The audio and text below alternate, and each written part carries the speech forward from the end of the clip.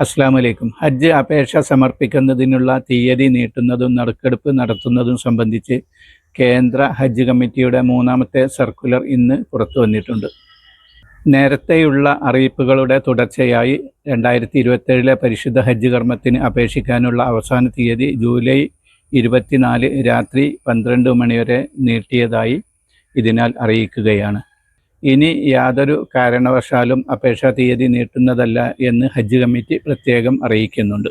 വിവിധ സംസ്ഥാനങ്ങളിലെയും കേന്ദ്ര ഭരണപ്രദേശങ്ങളിലെയും ഹജ്ജ് കമ്മിറ്റികളിൽ നിന്ന് ലഭിച്ച അപേക്ഷകളും പാസ്പോർട്ട് ലഭിക്കാത്തത് മൂലം അപേക്ഷിക്കാൻ സാധിക്കാത്ത തീർത്ഥാടകരുടെ അഭ്യർത്ഥനകളും പരിഗണിച്ചാണ് ഹജ്ജ് അപേക്ഷ തീയതി നീട്ടുന്ന തീരുമാനം കൈക്കൊണ്ടിരിക്കുന്നത്.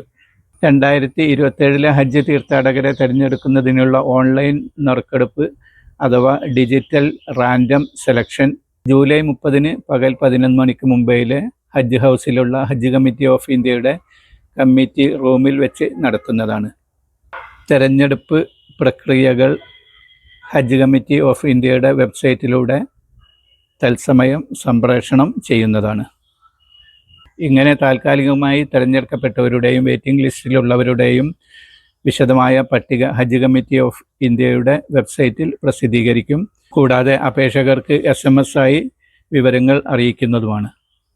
തിരഞ്ഞെടുക്കപ്പെട്ട ഓരോ തീർത്ഥാടകരും 1,52,300 രൂപ വീതം ഹജ്ജ് കമ്മിറ്റിയുടെ അക്കൗണ്ടിലേക്ക് ഓഗസ്റ്റ് 10 മുമ്പായി അടയ്ക്കേണ്ടതാണ്.